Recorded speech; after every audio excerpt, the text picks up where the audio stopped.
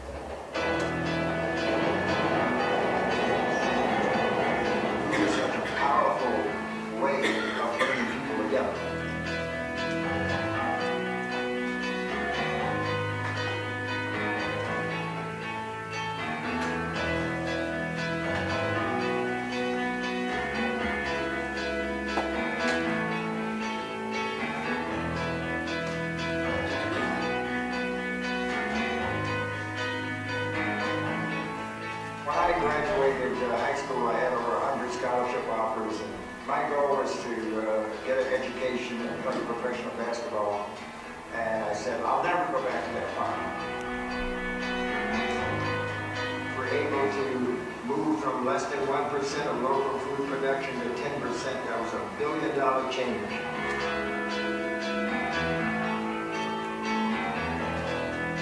We're growing energy here.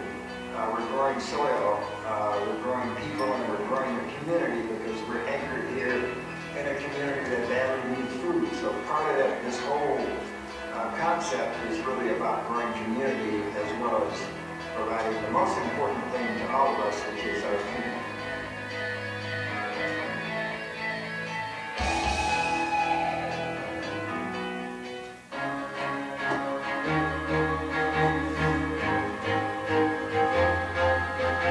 My mother's family was in farming. My father was a sharecropper, but unlike many African American males at that time, he wanted myself and my brothers to know where our food came from, and for practical reasons, be able to grow our own food. As we sit here today, we're losing rural farmland and we're losing farmers. 1 million since 1960. Actually, I was driving down the street here at the time, back in 1993. I was working for Procter & Gamble in sales and sales technology, and I just saw the for sale sign, and I stopped and I wrote down the number. You know, I said to myself, this is the place that I could land, and that's when I got in trouble.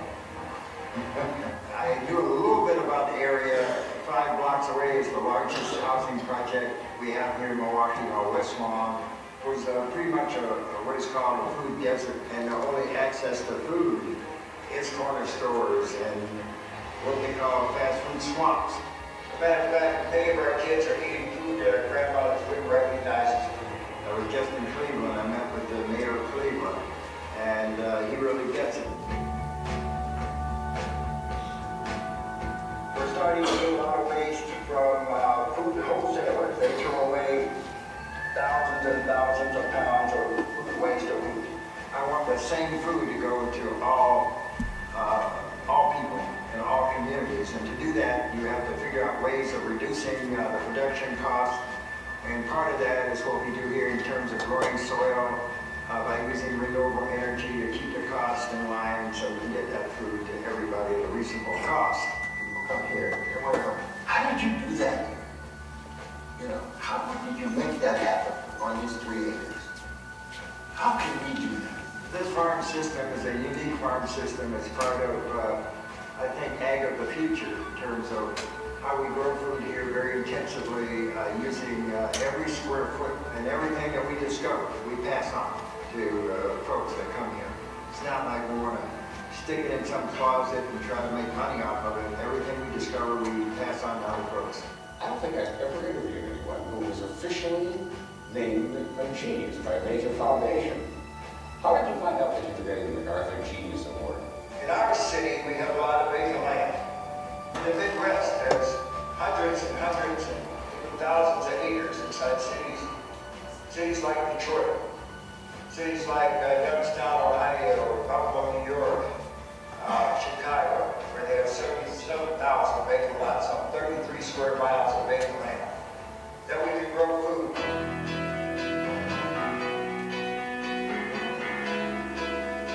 I always believed in having a diverse group of folks to work with, so diversity is at the top of my agenda. One of the declarations I made with the city was that I would hire kids from the community. Then we started being looked at as an asset to the community because we were providing jobs. I live 10 blocks up, and I used to walk down here every day when I was in high school to go to the basketball court. And one day I just stopped in, loved it here. I would have never thought I would be doing something like this. But I love it.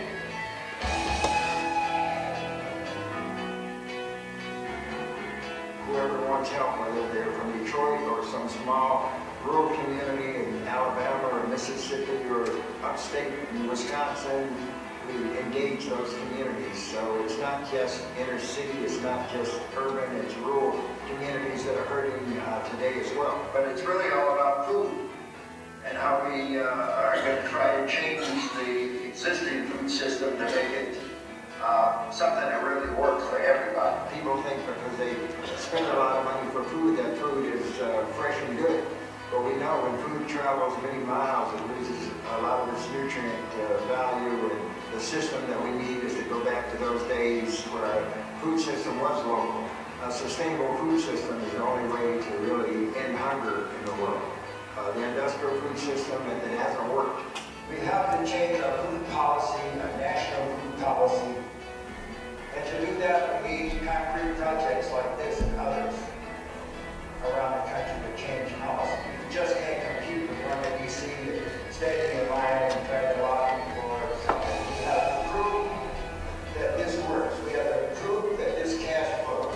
It's something that we need to continue to grow. There's some challenges that we have to overcome to make it grow.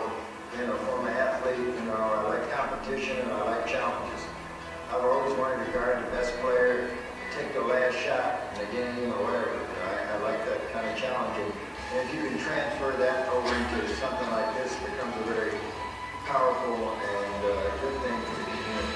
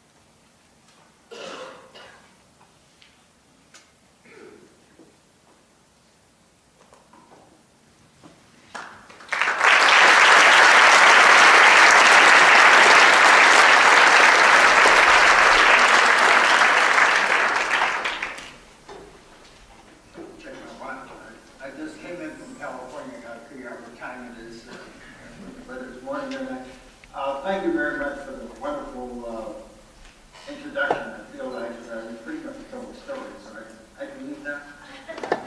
But it's great to be here. I feel very honored for being asked to be here today.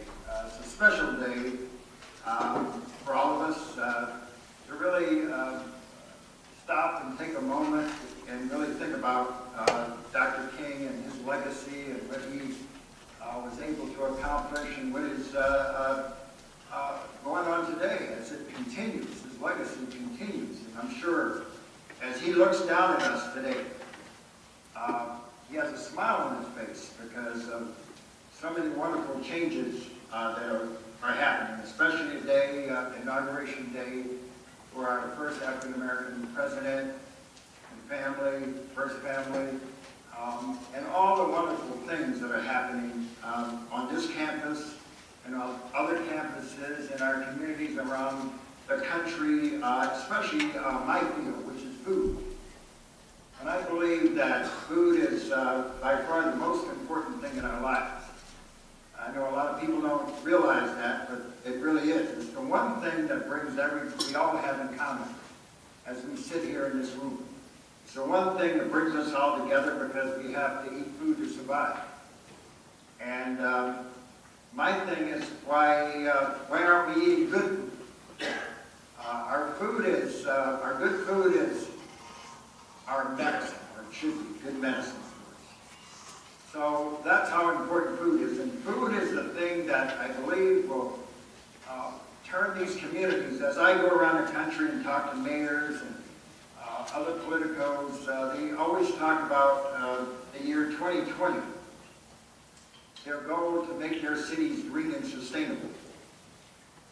But they never really talk about the food system. Without a sustainable food system, those cities will never become green and sustainable. So it's so important when I see projects like that are happening on this campus in terms of when I was in the lunchroom to see food collection. You're collecting and separating waste to go back into Mother Earth, something that we do at Growing Power. As a matter of fact, we collected 40 million pounds of food and carbon residue and turned it into thousands of yards of compost to grow the food that we grow in our 23 farms. So to see that happening on this campus and to know that you're growing food year-round, eventually be able to go into the lunchroom and improve the health of the students on this campus. It's something that's very important to me and to many other people. To see the change in our food system from even 10 years ago. To see that now as I travel the country and talk to folks, I did over 60 visits around the country last year and talks, and the crowd has changed. The crowd has become more diverse. Where many folks, especially African American folks and immigrants, who said that they would never grow food again because during slavery and sharecropping, it wasn't something that was a benefit for African Americans, especially from the South, like my father who migrated to the Washington, D.C. area. But he did myself and my brothers of something special. He wanted us to learn about where our food came from. And that's why I'm standing here today in front of you. It's because I was a product of growing up eating good food. And we want to make sure that everybody in our communities have access to safe and affordable food. And that's not the case. I mean, I could sit here today and we could talk about all the negative things about our food system and our political systems and so forth. But my goal is to go out and do something about it. Not just talk about the negative things in our food system, in our political system, in our environment. Actually, the work that we do goes far beyond putting a plant in the ground. It's about social and environmental justice, the work that we do. It's about resurrecting communities. It's about making sure that everybody in our community has a healthy meal every day. Tonight, 3 out of 10 young people will go to bed without a meal in a country that has so much wealth. It's really a shame, and we have to do something about it. We all have a responsibility to do something about it. And it's really heartening to see that universities like yours are taking steps to do something about it. So what I want to do, I could stand up here and talk about this all day, but what I'd like to do is take you through a history of growing power. We just completed our 20th year of growing food inside the city of Milwaukee and spreading the word around the nation and around the world as we work. Growing Power, tell you a little bit about what we do today. We've gone from the days when I first started, I was volunteering back in 1993, to the day where we have 140 employees. So this is an economic development piece to be able to change our food system. We have 23 farms. We farm over 225 acres, 25 acres of year-round production in greenhouses to be able to have this healthy food throughout the year. So I'm going to take you through a history of our work, where we are today, and the hundreds of partners that we have. Folks in universities, politicos, corporate companies, almost everybody has a sustainability mission, and to get everybody at what I call the Good Food Revolution table is the most important thing, because we can't do it alone. A small organization like us, we can take a leadership role, but we need everybody at the table. 10 years ago, this wouldn't have happened. When I was at the White House, the First Lady's garden a few years ago, just a 1,200 square foot garden, it's estimated that 10 million new people started growing food. Just a symbolism of the first family growing healthy food. And that was a big change. Many people who said they would never again go back and grow food again are now growing food in their backyards and side yards and their community gardens and community farms. And as we look around the world, most people now, the majority of people live inside or close to cities. So we have to figure out, how do we do this sustainably? How do we grow food on vacant lots and on asphalt and concrete and rooftops?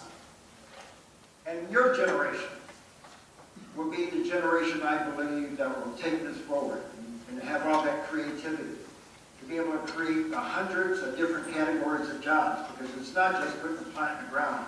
It's about renewable energy. It's about We need architects. We need engineers. We need so many people from so many sectors to be in this new food system that will improve our health, because we're not a very healthy country, especially in our cities. So I'm going to take you on a little journey. I don't know if we can dim the lights a little bit.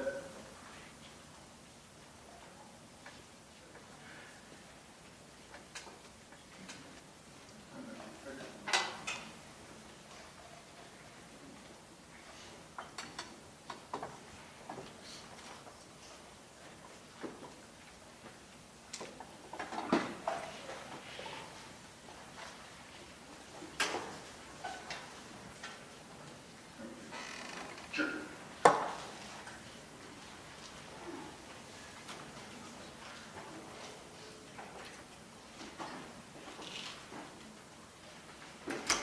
Okay, these were the early years, 1993, when I bought the last remaining farm in the city of Milwaukee. And this is what it looked like back in those days, and these were the young people. They're over 30 years of age now, and there's something a little bit different about these young people than kids today. And I'll tell you what it is. Something very different. They have their pants pulled up.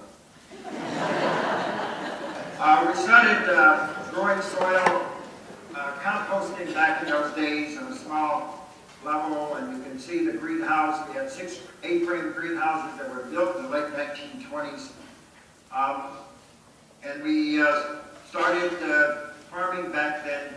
And then we increased the amount of soil, because it's important to be able to grow soil, because our cities, our land is contaminated. And you can almost assume that all the land in our cities is contaminated, and we have to grow in new soil. We also started doing vermicomposting. That's worm farming, growing fertilizer for the production. And these are some of the young people way back then that are now over 30 years old, doing some vermicomposting. And remember this image, because this is where the aquaponics actually started in these 3-barrel configurations. One was a fish tank, one was a weed tank, and one was a filter tank. And we put an air stone down one of the pipes, and water would circulate through the 3 tanks, creating a natural ecosystem that would produce about 50 tilapia. And we had a number of those as a youth project, a heifer youth project. We also grew a lot of bedding plants. These young people would come into the greenhouse and plant the starts that we would put around the city and decorate the city. And you'll see some images. I would also teach those kids how to grow plants in the back 40. That also has gone through a transformation. And one of the things I noticed that many of the kids in this neighborhood had really poor reading and writing skills. So after they did something physical, we would take them in and they would write about what they'd just done.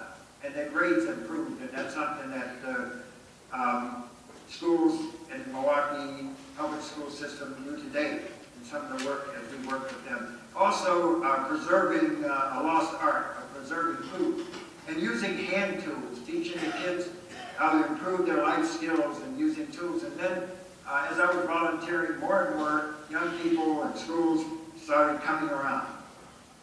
I also worked with the juvenile justice system back then. Some of these kids had gone off and been in youth prisons for a long time, were coming back into the community, and I would bring compost and put it in their facility, and they would grow food and donate it for Second Harvest Feeding America. And they started giving back as part of their therapy, to get back into the community.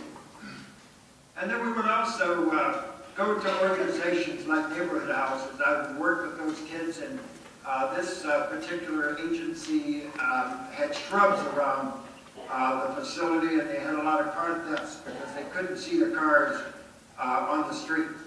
So we took down the shrubs, we brought in compost and the islands between the street and the sidewalk, and we'd plant these annuals. And it really worked in a wonderful way. As people started looking at the flowers, the car thieves felt uncomfortable, and that kind of remediated that problem. It also softened that community where people started looking at their community a lot differently and felt more pride. We would take vacant lots where drug dealers would hang out, and one day we'd rally the neighbors in that community and bring in about 75 yards of compost and turn those vacant lots into these, what I call flower explosions. And again, drug dealers went away because people started looking at the flowers, and I guess they thought they were looking at them. It made them uncomfortable. And then we started getting groups from out west, native communities where diabetes rates were over 50%. And they would start coming. And then we would work in Inglewood, a community in Chicago where there was almost a murder every day. And we would start working with the youth and putting up hoop houses and growing food. And then in 1995, the Milwaukee Journal Sentinel, our local paper, wrote a front page story about me working with these kids and kind of launched us into the turn of the century, where growing power really started growing. And this is what our facility looks like today. Quite a transformation from those earlier years. And we're anchored in a community on the northwest side of Milwaukee where the largest housing, public housing facility, 75 acres, where we've been doing work in that community for a number of years. Growing power is powered by a lot of renewable energy. It was mentioned earlier that renewable energy has to be a part of our future agricultural system to be able to cash flow things.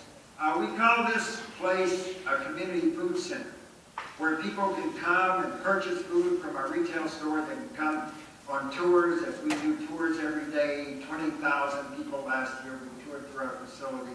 And they can get trained on how to do sustainable agriculture. Growing Power is a multicultural, multi-generational organization. And I know Dr. King, with his belief in beloved communities, would like that. And these are some of the faces. I'll go through these very fast because this PowerPoint has over 1,000 images, I believe. I don't know if you've ever seen a 1,000 image PowerPoint. We just take 40 days and 40 nights, so we could do it in 45 minutes. But these are some of the folks that come and visit and participate in workshops and are part of our staff as well.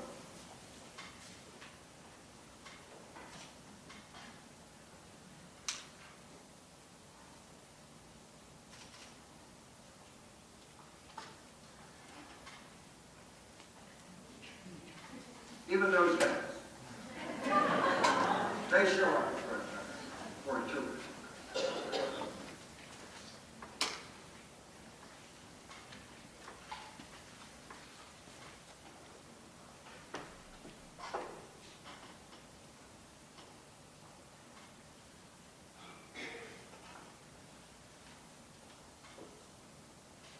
And workshops. Last weekend we had our first 2013 workshops. They run from January through June. One of the things is project planning. We do this project planning, a visionary process for different folks to vision what their project's going to look like and put it on paper and actually draw it and talk about it. Mushrooms, another thing that we teach at our workshops. All of our workshops are very hands-on, so people leave there and be able to take that training back to their communities as they move forward. Compost, growing soil, is probably the most important thing because anybody who grows food knows it's all about the soil. The soil that we grow our food in, it takes the taste and the nutritional value. And one of the research projects I'm working on with medical folks from our medical colleges and UW Milwaukee School of Public Health is to really quantify the difference between our food and food that's shipped into the marketplace. So growing soil, putting that waste back into Mother Earth, something that you all are doing, is such an important thing, the most important thing in growing food. So we get somebody up there on this 4x4 configuration to maximize the amount of waste in this 4x4 pallet system. And of course, people really like this workshop. This container is a container that most cities approve of because you keep the vermin out. But it's really all about locally grown food. Going back to those days where our food was grown close to where we live. Our food was a regional, local and regional food system. So if you come to Growing Power, you'll eat food that is produced by our organization and our co-op. But it all starts right here with this truck. You've seen this truck rumble through your community. They always want you to think that they think green. They say they have over 17,000 acres of wildlife habitat on their landfills, but the only thing I've seen when I go to the landfills are these seagulls and really big rats, so I don't know what they're talking about. And of course, these trucks are run on electricity, I think, but I'm not so sure. It's really all about the soil. And diverting that waste, like what you're doing in your cafeteria and hopefully around the campus, is really important. To be able to build the relationships to be able to get that waste with coffee roasters and coffee houses, the breweries. Milwaukee is a big brewery city. So we compost over 100,000 pounds of brewery waste every week into our recipe. And wood chip. We're a state with 68% forest, and we are chipping every day the municipalities. And some of my farmer friends with moldy hay, as we're a dairy state, we have a lot of moldy hay that we put in. Of course, fruits and vegetables that sometimes never leave the cartons as they're shipped into our market because they're frozen loads or they go bad. So that goes into our waste, and that's some of the 40 million pounds of waste. So this is what it looks like when it first goes into a compost pile. And we're able to grow this soil in about 4 months from the raw materials into a product that produces the food that we grow. We have a number of composting sites around the city and the near suburbs to be able to do this act.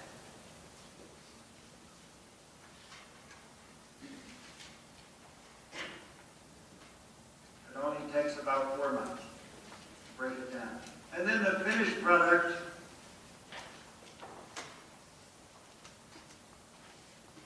and we have worm depositories where we house worms that help break down that waste into worm castings.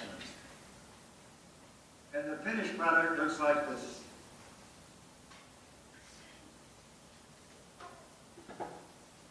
And then we take that finished compost and we do vermicomposting using these red worms. We have 7 to 9 different varieties of red worms that work harmoniously together to break down that compost into worm castings, which is a fertility system that we need in growing our food.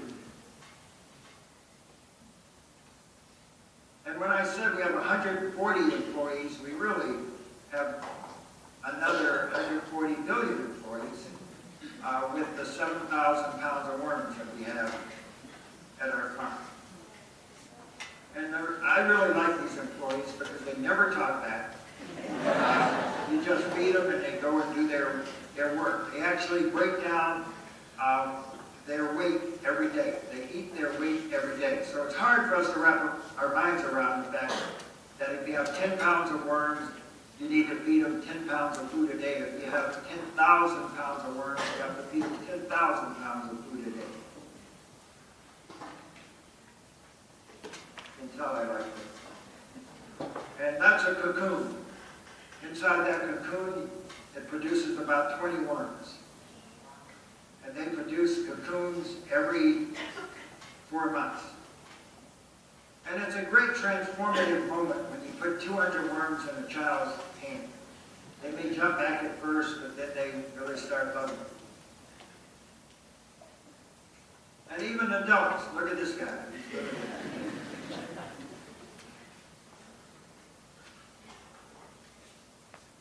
And then we are able to recover our worms because some of these varieties live over 20 years. So we want to put them back to work. We don't want to injure them, and the best way to do it is using this screen technique that we put 16-mesh screen, which is your window screen on your houses. So if you want to do this act, start doing this, you have to go home and cut your window screens off and you'll be ready to go.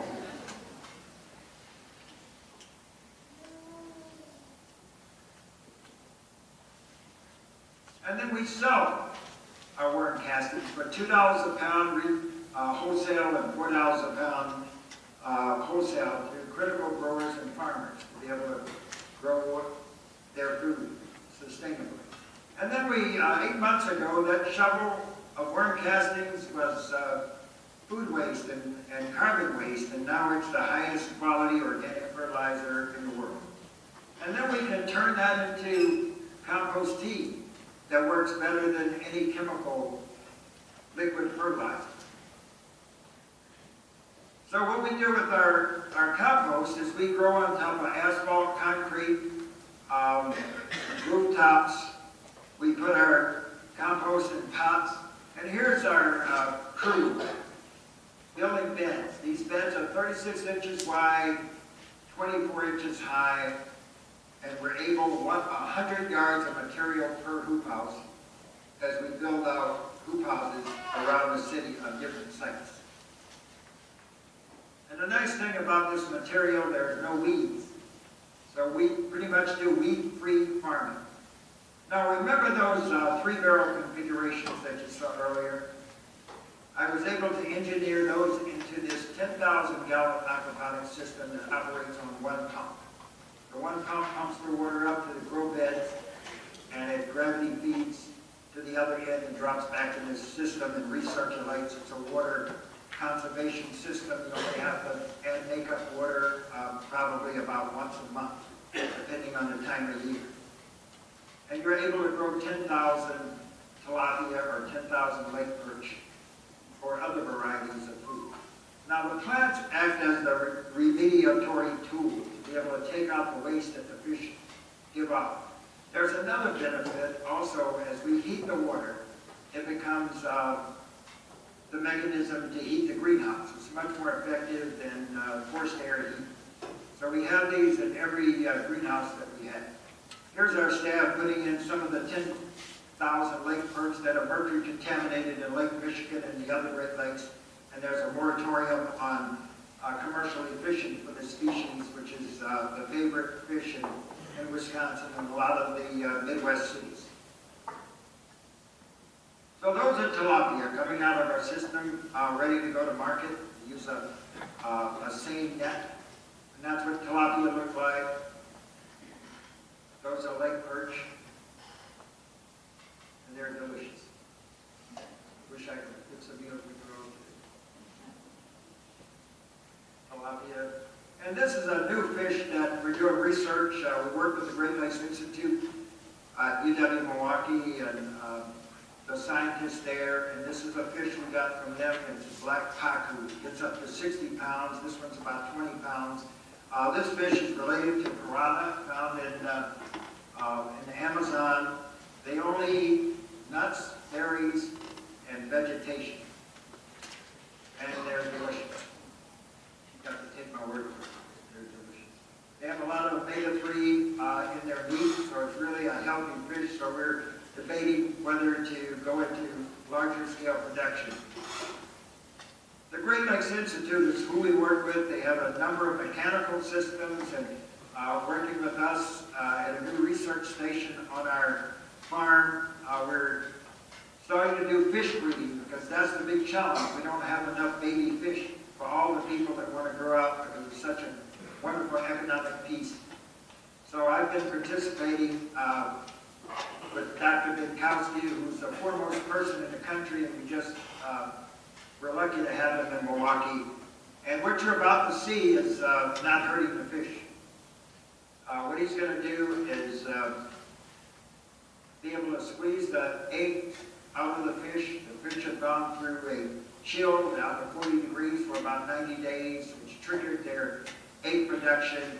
And now he's going to squeeze that egg strand out. Each egg strand will produce about 30,000 fish. And after he does that, straighten that strand out. He'll go to the kitchen, get a mixing bowl, and he'll reach in the tank and grab a male fish and squeeze the sperm out of the male fish, and then mix it in this mixing bowl, and now all those eggs are fertilized. So, he's training me here how to do it, because he's the only person that knows how to do this technique. So I'm learning how to do this technique, and it's really cool.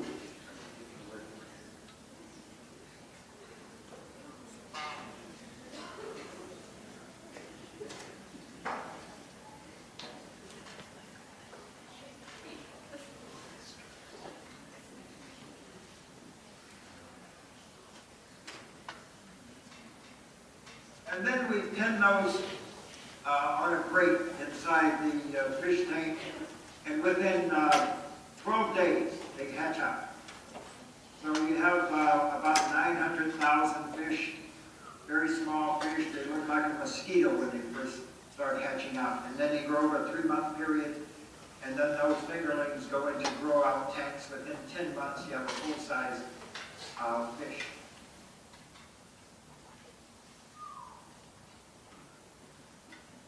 And this is our new research station that we have at Growing Power. We built out this station in greenhouse number 6. And we'll be doing, quantifying 5 different systems. Our system, we took one of our tanks and divided it into 4 different systems. And we'll be breeding fish as well as growing fish out over the next 2 years, answering questions about aquaculture that have never been answered before.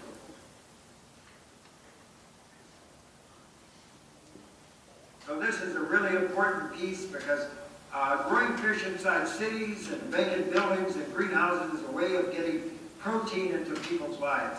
One of the other things that we're doing, we have a greenhouse to grow out black soldier fly larvae. Now these larvae are 42% protein. So we're going to be using that in the research to see if this is going to be food that we can use, that we can produce, because black soldier flies lay their eggs in the waste, and the larvae break that waste down. So they're a beneficial piece through the system. How's our time? In this barrel I found in Mississippi over 200,000 of the larvae. And that's what the adult flies look like. They only live for 8 to 12 days, and then they lay over 2,000 eggs in the waste to become larvae. Year-round production, that's where it's at. It's really important for us to eat this good food, not just half of the year or during the growing season, but to be able to extend the season and to do that using another renewable energy technique, which is hot mix, which is compost to heat the greenhouses. So what we do is we bank hot compost around the exterior walls of the greenhouse and in the 4 corners of the greenhouse, and with the 100 yards of compost, we're able to grow over 40 different crops without the use of fossil fuels. Such a great benefit to our environment. In a climate like Milwaukee, we're able to grow all of these different crops that you'll see very intensively, because right now we need to use every bit of available space. As we sit here right now, we're losing farmland, our rural farmland, and we're still losing rural farmers. So this is a great opportunity to learn how to grow very intensively on high fertility soil, to grow at a rate of about $5 a square foot. We have to start looking at farming in terms of square feet instead of acres or hectares. At $5 a square foot, you're looking at $200,000 an acre of production, which is far more than any rural farmers have been able to do.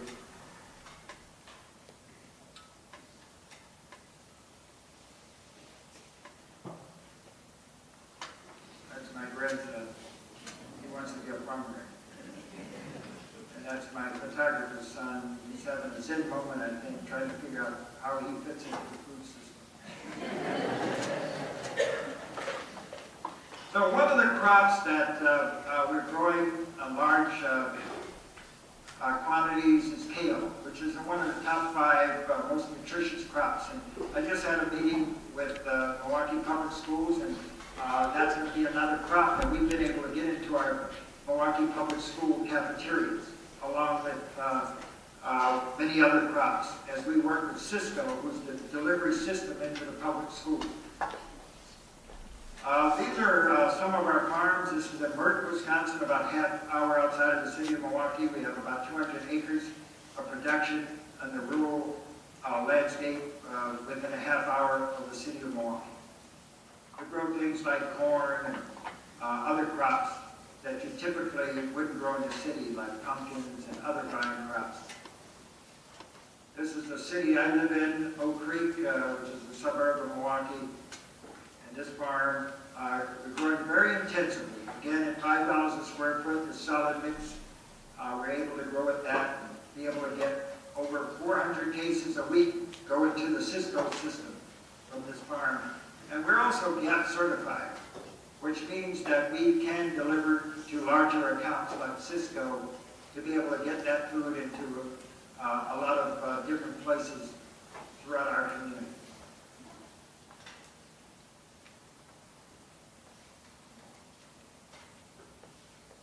This should be done. It's all about the soil.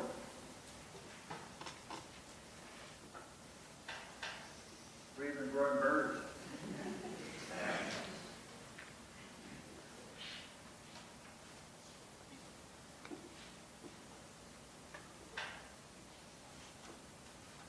This is a farm that I bought. Actually, it's an old laundry facility, 55,000 square feet, 2.5 acres on the exterior of this building. This will be a fish hatchery, working with the Great Lakes Institute. This is what it looks like now. Actually, it's better than this now. It's a little dated. The first thing we did at this facility, which is in one of the lowest income communities in Milwaukee, that's been neglected by city officials and others, to take this facility and turn it into a farm. So when I go to cities and I look at travel through cities, when I see a vacant lot that's not being used, or a vacant factory that may have 12 or 5 acres of asphalt, I look at that as a potential farm. So this is a potential farm, and this is what we do for that. Our crew comes in, we bend pipe and construct these hoop houses. We do 2 of these a day. So now we're able to grow out crops like this. Last year on this farm, we started in the winter. By the time we got to March, we planted our first romaine lettuce. We planted 30,000 heads of lettuce that went into the Cisco system and to our other customers. We deliver to over 50 restaurants. This is our national headquarters where we're growing on multiple levels in these greenhouses that were constructed in the late 1920s. So we're taking, say, 3,000 square feet of growing space and turning it into 5,000 square feet by using vertical space. Being able to grow shiitake mushrooms that we dip into our fish systems, sprouts that we turn over 3,000 trays every week. And we're growing those at $50 a square foot, which equates to about $1 million per acre. You grow an acre of those sprouts. Mushrooms that we market to restaurants for $16 a pound to support our nonprofit and continue our work of producing food and producing farmers.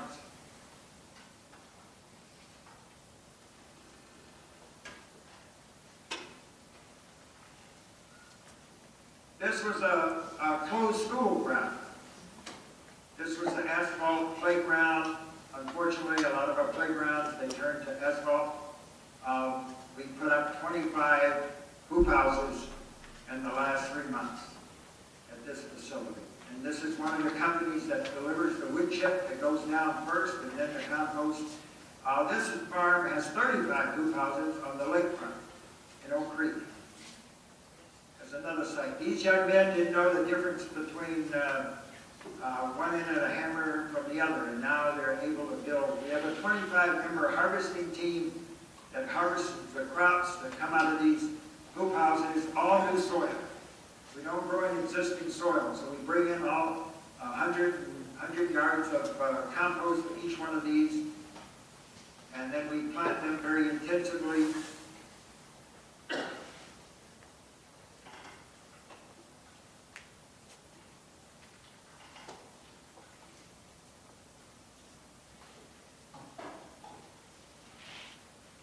And this is the result. It's all about the soil. You can plant very intensively if you have your soil fertility at the right place. These hoop houses never are empty, whether they're wintertime or summertime. We make the transition to things like tomatoes and peppers and carrots and just about every crop you can name you can grow inside in a controlled environment.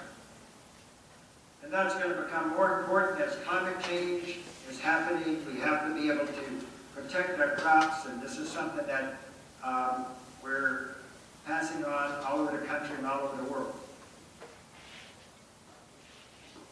So whether we grow at a fire, behind a fire station here, or in a corner lot in Milwaukee, like 4th and Walnut, where we built the fence and we put up hoop houses at a friend's fire restoration business.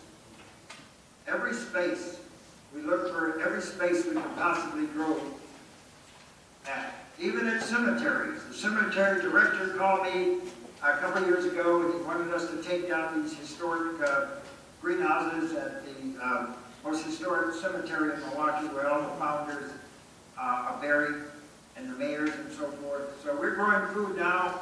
I talked them into leaving your greenhouses. We rehab them. Now we're growing food and keeping people out of that upper left-hand quadrant if they eat that food a little bit longer. So this is at a cemetery. So this is really important to be able to grow food wherever you can find a space inside our cities.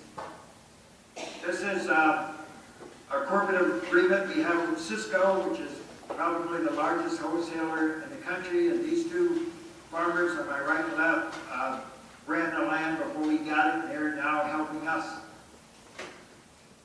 and prepping the land, and we're able to grow. We grew 10,000 pounds of carrots. That's 10,000 pounds of carrots that we harvested to go into the Milwaukee public school system.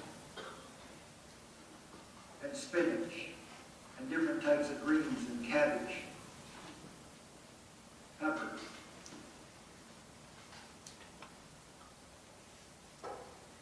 New Berlin, Wisconsin, a 10-acre intensively, those are leeks, very intensively planted. Workshops, we teach people how to harvest the sprouts that they come and how to process. We process everything at our 50,000 square foot warehouse where we process into a finished product that gets delivered into the marketplace. This winter salad mix with 12 different greens is the preferred salad mix in the market in Milwaukee, Chicago, and Madison, Wisconsin, where we operate farms.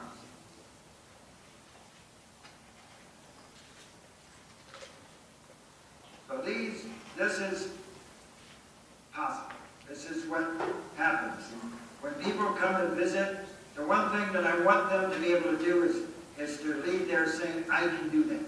To inspire them into action, because we could sit around and talk about this forever. But our communities are hurting. We need to make sure that we get food to everybody. Everybody has access to this healthy food. Renewable energy is important. One of the projects that we developed, I have a partner in this, Mark Heffernan. We designed this anaerobic digester to take solid food waste and grind it into a slurry. We put it in that tank. It has a big auger in it. We heat the tank up to 100 degrees to activate the microorganisms that break it down into acetic acid at a low pH. And then we take that acetic acid out 1,000 gallons a day. And we put in 2 tons of new waste every day to be able to produce energy that will produce methane gas that gets scrubbed clean to run a generator as an piece to create electricity. So on the exterior, when we grind it, it almost looks like tomato soup or a pea soup. Solar energy. We built our pergola for our solar system. We provide about a quarter of the electric energy that we use at growing power, where we have a lot of pumps and we use a lot of energy, and that offsets the price that goes into the grid system. I work with 15 engineers from Columbia, a European company that's anchored in Milwaukee, does home systems, and they were glad to help us develop this system that produces hot water. 70% of our hot water comes from these 24 large solar panels. The temperatures get up to 300 degrees as it goes into the system. Water catchment. We have a problem in Milwaukee. We have a combined sewer system, and when it rains 3 inches, the sewage processing system locks down, water backs up, sewage backs up into the deep tunnel. There are release points into creeks, and that raw sewage goes into Lake Michigan and causes problems. So they had a program. So we now capture 25,000 gallons off of all of our buildings at the farm. We use this water not only to water our plants inside and pressurize it, pump it inside to water our plants, but we use this system to grow fish on the outside as well. So we try to get multiple uses out of every system that we create. We also have animals in the city. We have 35 goats, alpines, they're female.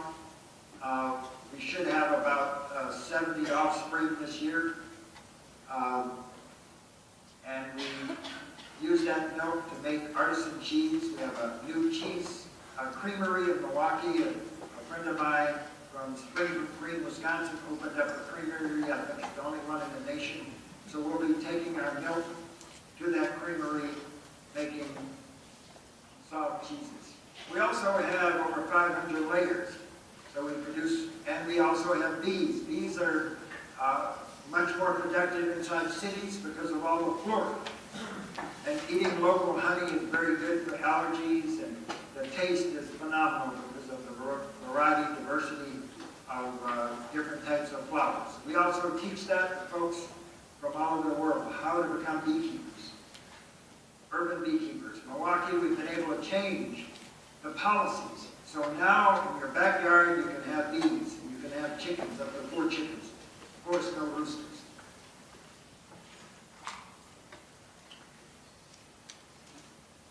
One of the projects that I enjoy working with are folks with disabilities. We work with youth from high schools with disabilities. We also work with the blind. This young lady, in about a half hour, learned how to seed and how to harvest sprouts, totally blind. So she's not handicapped.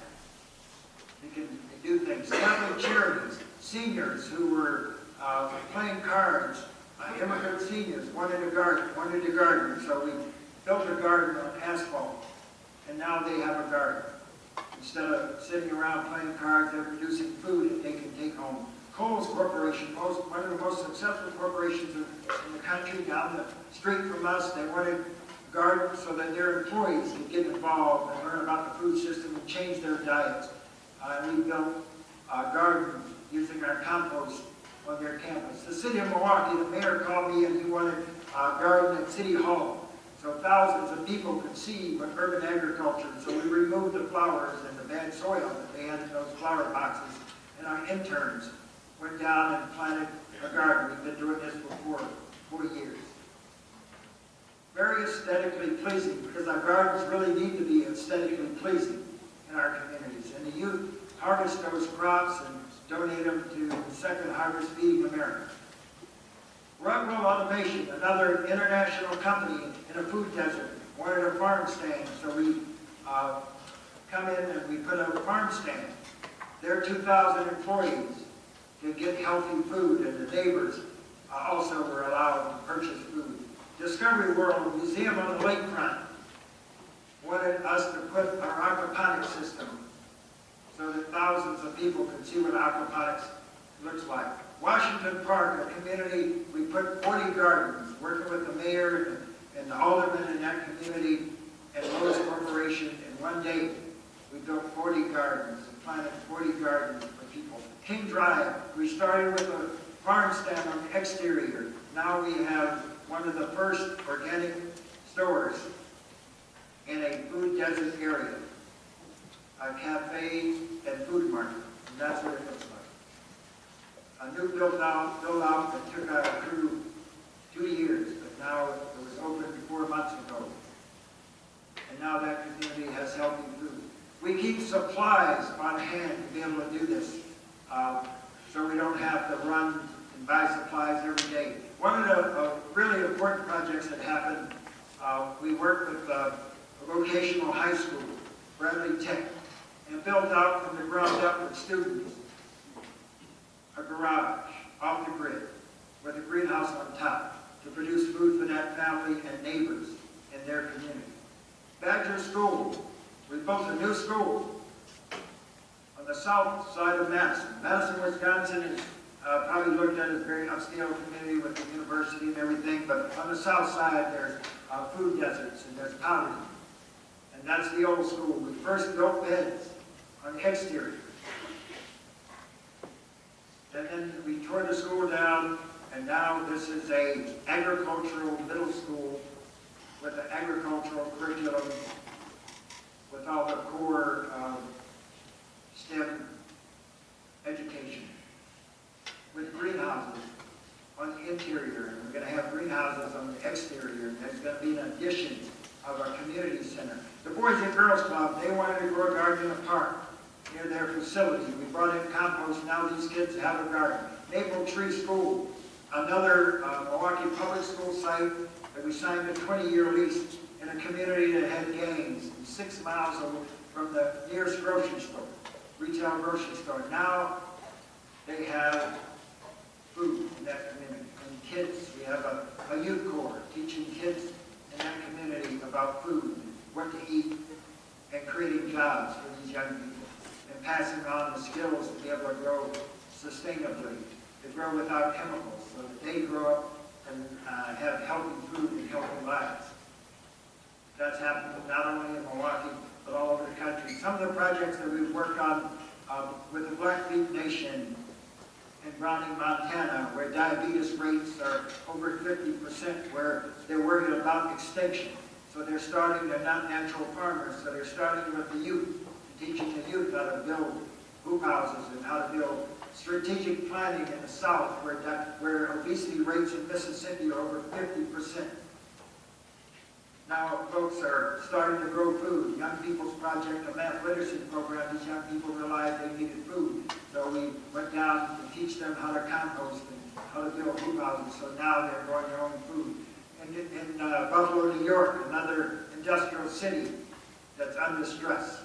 50 hoop houses this organization put up with aquaponic systems.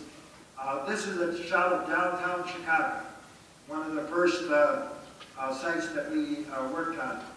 Probably the nation's most aesthetic garden is in Chicago, on the front doorstep of Chicago in Grant Park. When people go through Grant Park, thousands of people each week, sometimes they don't even realize this is a garden. A sustainable garden with 150 different crops. It's called Art on the Farm, a French protege design of a garden with matching colors, very intensively planted. The food from that garden goes into the city of Chicago. It's all about the soil. We hauled 100,000 pounds of compost to build that garden. Cabrini Green, one of the probably the most famous housing project in the country, or infamous. We have a peace garden. That's gentrification. It's coming from the east. The Fourth Presbyterian Church hired us to bring compost in, and we've been working on this project for 7 years as a transformation from the high rises to low rises of this housing project. It's been a very successful project. Iron Street, this old truck terminal on the south side of Chicago, right around the corner from White Sox Park, is now our home base in Chicago, 7 acres. On the right side of Chicago River, average income $55,000 on the left side, for 50,000 people on the left side, 700,000 people, average income $19,000. So food is needed. It's a food desert.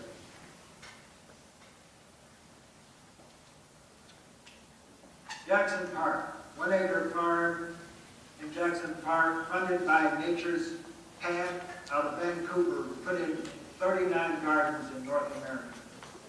Downtown Chicago, this was our first project in Chicago. In downtown, lot 37. Lozano School, we brought in compost. These kids built a garden on their school. Haynes School on asphalt. Backyard garden for seniors who have a farmer's market, 30 seniors.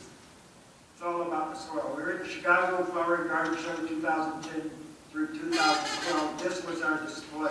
Gardens can be aesthetically pleasing and productive at the same time. These young people in Grant Park working on these gardens and different projects in Chicago have changed their lives. They're doing something positive. We have a CSA market basket program that started in 1995. Some of our international work in Kenya. This is a landfill in Kenya, rudimentary tents holding the waste. In Kenya, they have soil fertility problems as well. So they need to grow soil and use the resources, the waste resources, to be able to do that. Wonderful projects that are happening. The same issues are happening here in America, but happening all over the world. Not enough food. 5 billion people die each year from the lack of food and water in Africa and Asia and South America and even in America.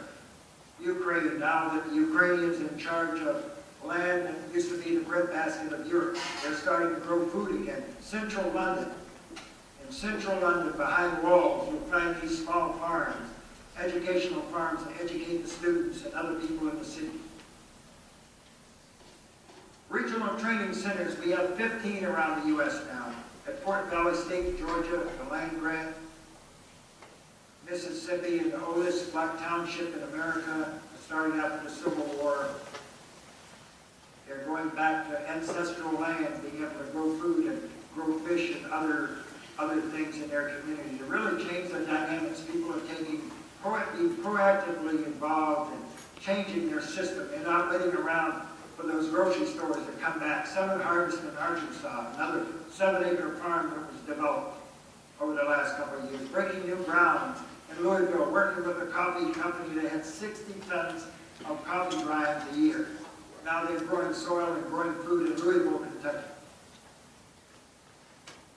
And growing Lynchburg, Virginia, 7-acre greenhouse complex that used to grow roses. Now they're growing food and growing the soil and growing the lives of these young people. Minnesota Women's Environmental Institute, an 80-acre farm outside of Minnesota, one of our regional training centers, are working with Little Earth of Nations, 10-tribe nation in Minneapolis.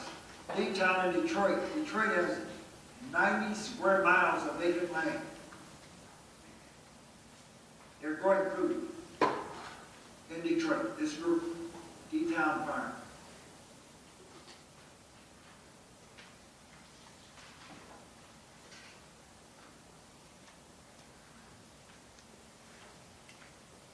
People working together. In Columbus, Ohio, this young lady wanted to grow a farm in her backyard. She had a big backyard, and now she has a hoop house, and she's doing composting in her backyard and doing aquaponics. In Cleveland, in the Forgotten Triangle, 25-acre agricultural zone piece of property. This group is growing food there and growing fish. They have a large aquaponics system now. Blair Grocery. After Katrina, we went down, this young man came from New York into the 9th Ward, and now he's farming in the 9th Ward and educating kids. He's an educator. So those kids that have dropped out of school, he's bringing them in and educating them on his own.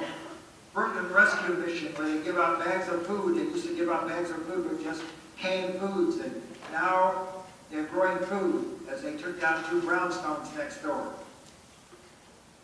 And they're buying produce from other farmers and coming into New York.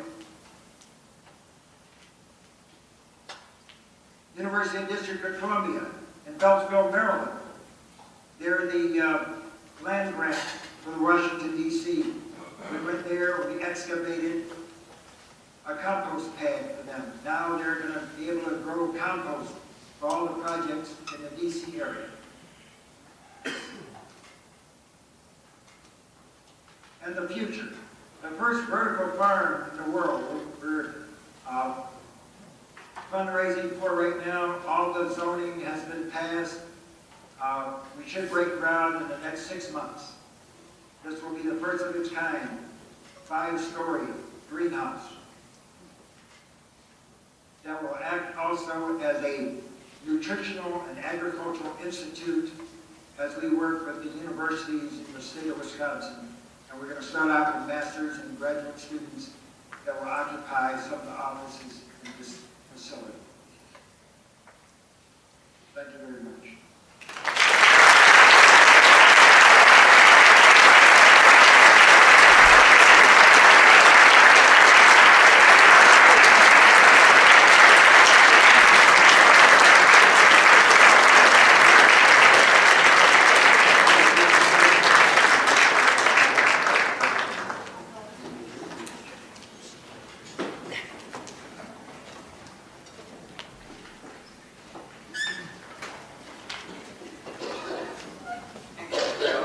Now we will have Rose Nowicki with the appreciation.